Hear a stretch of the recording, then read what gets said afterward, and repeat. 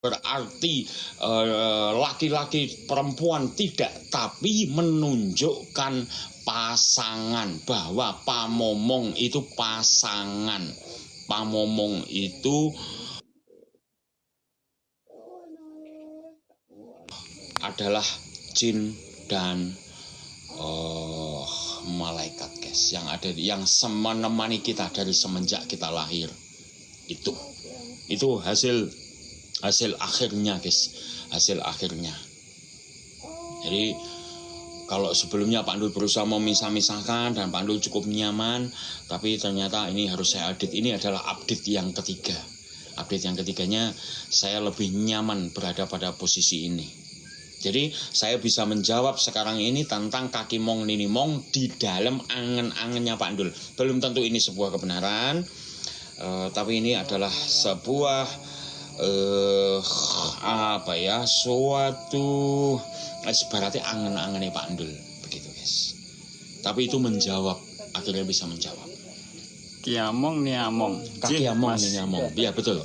Kalau ada yang menanyakan kaki among nini among, menurut Pak Ndul itu adalah jin yang berada di dalam akal kita dan malaikat yang berada di nurani kita. Itu angan-angannya Pak Ndul, Mas. Jadi dua-duanya ini menjaga itu. Nah, jin ini dia bisa dipengaruhi oleh nafsu karena dia berada di dalam akal. Makanya jin ini cenderung mengajak manusia kepada burukan, tapi malaikat yang menjaga nurani ini yang menyuarakan, istilahnya menjadi perantara untuk menyampaikan tentang kebaikan. Begitu, guys. Mas Vira piye? Mas Vira. Jadi koncone sampean piye Mas Vira? Itu menurut Pak Ndul seperti itu. Jadi kaki mong nini among itu bukan merupakan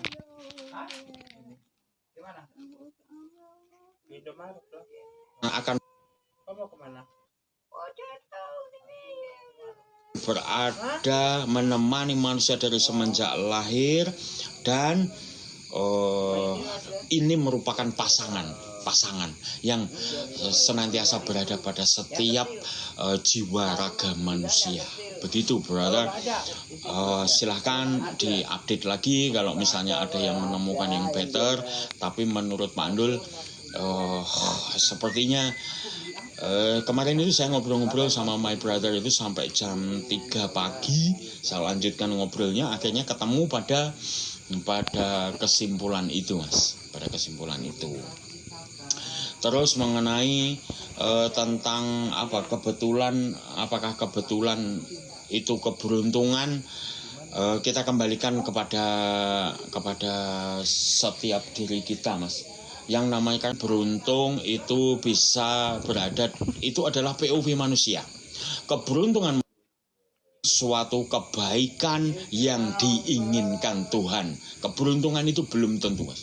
Belum. Itu adalah azab atau istilahnya bisa jadi itu oleh Tuhan itu sesuatu yang buruk, begitu.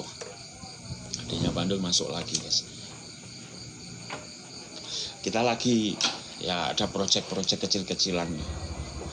Sebentar tak bacanya. Bahas tentang apa? Tentang jati diri, bahas tentang jati diri Pak Ndul ya itu, Mas. Ya itu, jati diri itu adalah itu tadi. Jati diri itu adalah berarti kita menanyakan aku ini apa? Aku ini siapa? Seperti itu. Aku ini apa? Aku ini adalah sebenarnya hanyalah kesadaran yang hidup di dalam lahir dan batin. Lahir saya berupa jasad, berupa kontainer.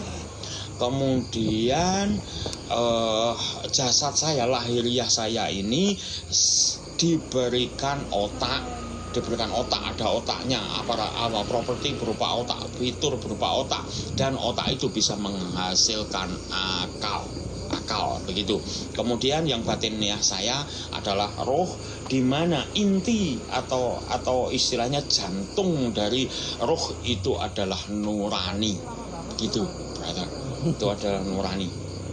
Dan akal yang hidup, kemudian nurani yang hidup, itulah yang membentuk kesadaran diri kita, guys. Kalau salah satu ini mati, salah satu tidak berfungsi antara akal dan nurani, maka diri kita ini belum sadar. Gitu.